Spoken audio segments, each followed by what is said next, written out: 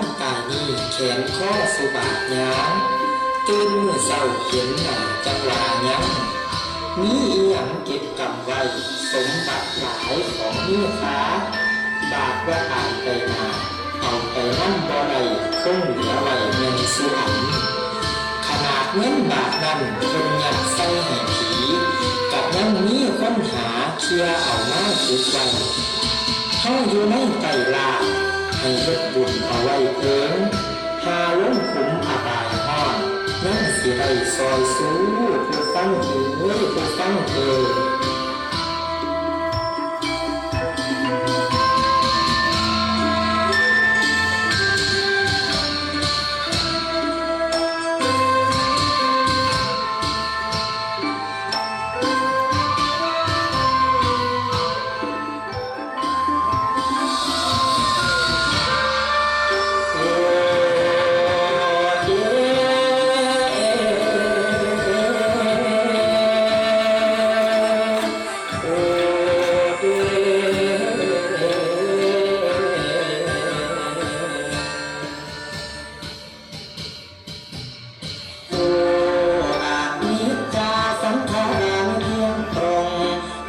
จากตรงชีวิตคงไม่แน่นอนพุทธาตรัสสอนถึงสังวรที่เลือกกันหา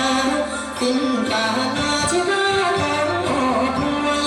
ความเจ็บตัวเสียยังเป็นผงเทายิ่งกว่าเนาเฝ้าบนยืนนอนคืนห้องตัวป่วยแก่ร่างกายวิญญาณทั้งมาลายเลือดแก่เจ็บกายเลี้ยงกายวายชน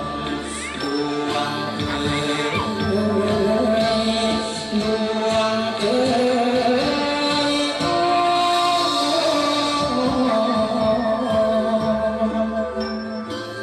ดวงวิญญาณลอยลอ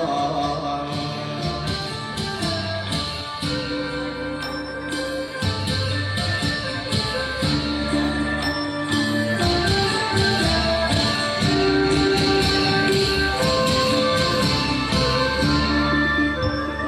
สันละเสริ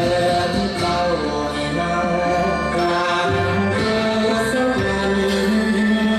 มวยชีวันรำพันอันคาด้วยเงินฟ้ามีคำหล่นคู่พาบ่ได้ตายชี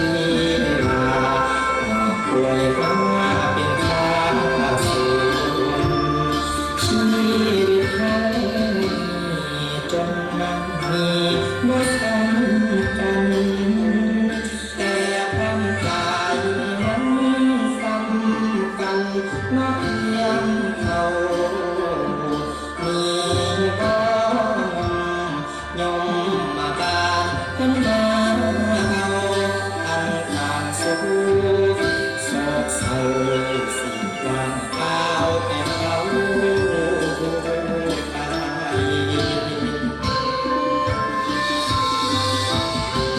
เสียงทำให้อ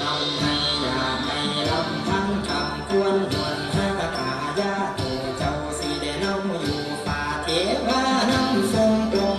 สมเจ้าเสพเสียงสวดส่งสิ่งห้องเวียนฟ้าสำเนียงลือว่าอาทิตจาวัตสังขาราสังขารบ่เที่ยงอุปทวยธรรมิโนอุเกิดแล้วดับเป็นสิ่งธรรมดาอุปาชิตวานิโรธชันติบังเกิดขึ้นแล้วย่อมดับไปเตสังโลกัสสโมสุโธการเข้าไปรักนับสังขารย่อมเป็นสุขเลยทางเบาเบื้องบนบุรพาคนตาหน้าผาจิ้มล้มถ้อยเกษาไม่ต่างคนหันป่วยแม่นสิรวยรุ่งฟ้าบารมีเพียงกาเบิดเวลาอยู่โศกเจ้าดังผีต่อจากนี้ให้เฝ้าทำคำดีมึงทั่วรานียังบ่ถึงสวงฟ้าผู้ตาไปแล้วลาไล่โลกดวงดวงเอ้ยดวงวิญญาณของเจ้าหักให้ทำของวันบุญแก่เขาจังสิได้เอื้อนหาบุญสมมาทางคำขอนี้ผู้ไปดีแล้ว